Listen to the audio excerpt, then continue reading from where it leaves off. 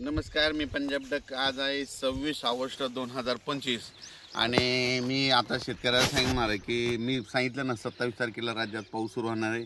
तर सर्वप्रथम उद्यापासून काय होणार आहे, 27 तारखेला श्रीचं आगमन आहे, म्हणजे गणपती बाप्पाचं आगमन आहे आणि पावसाचं देखील सुरुवात होणार आहे. म्हणून शेतकऱ्यांनी हा अंदाज लक्षात घ्यायचा.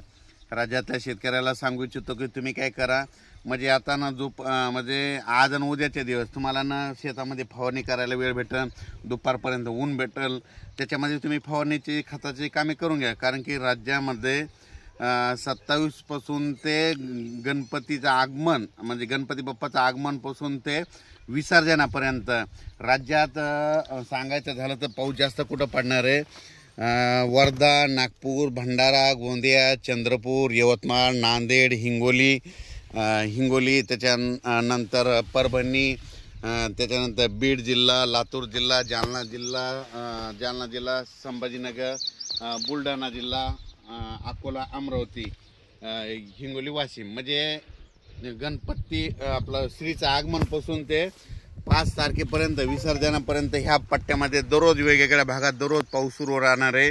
म्हणून हा अंदाज लक्षात घ्यायचा. आणि राज्यातल्या शेतकऱ्याला सांगू इच्छितो की राज्यात देखील इतर भागात देखील म्हणजे पुणे म्हणजे कोकणपट्टीपासून ते मुंबई, इगतपुरी, नाशिक तिकडला देखील ह्यामध्ये उद्यापासून 28 पासून पाऊस वाढणार आहे. श्रीचं आगमन होणार आहे आणि तिकडला पाऊस वाढणार आहे. सातारा, सांगली, सोलापूर, कोल्हापूर तिकडं देखील काय होणार आहे, श्रीचं आगमन झालं की तिकडं देखील पाऊस वाढणार आहे. म्हणून बीड जिल्ह्यात देखील वाढणार आहे, कडा आष्टीकडे पडणार आहे, अहिल्यानगरकडे देखील पडणार आहे, जळगाव जिल्ह्यात देखील पडणार आहे, धुळे जिल्ह्यात देखील पडणार आहे, नंदुरबार जिल्ह्यात देखील पडणार आहे, नाशिककडे पडणार आहे, इगतपुरीकडे जरा तिकडचा दररोज चालूच राहील. म्हणून हे लक्षात येतं.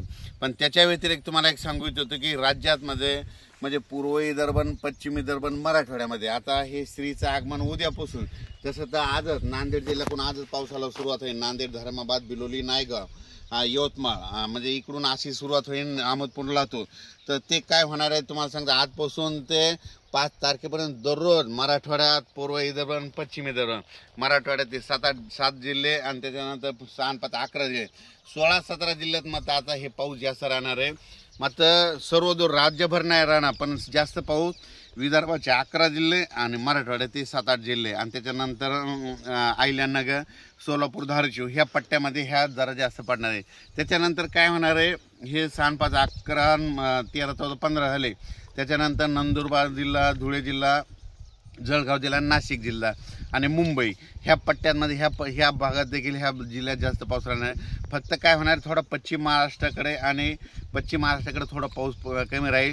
पण तिकडं देखील ना ह्या जवळपास 5 तारखेपर्यंत म्हणजे आपलं श्रीच्या आगमनापासून ते विसर्जनापर्यंत दररोज वेगवेगळ्या भागात पाऊस पडणार आहे. सर्वदूर नसणार, पण दररोज काय होईल, आज समजा तुम्हाला सांगतो आज नांदेड जिल्ह्यात पाऊस सुरू होईल तर उद्या परभणीकडे येईल की 13 जालन्याकडे जाईल. म्हणजे दररोज असा वेगवेगळा जिल्हा घेईल, वेगवेगळा तालुका घेईल.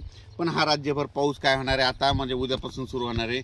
शेतकऱ्याला फक्त आता 2 दिवस आहे, आज आणि उद्याचा दिवस शेतीचे कामे करण्यासाठी.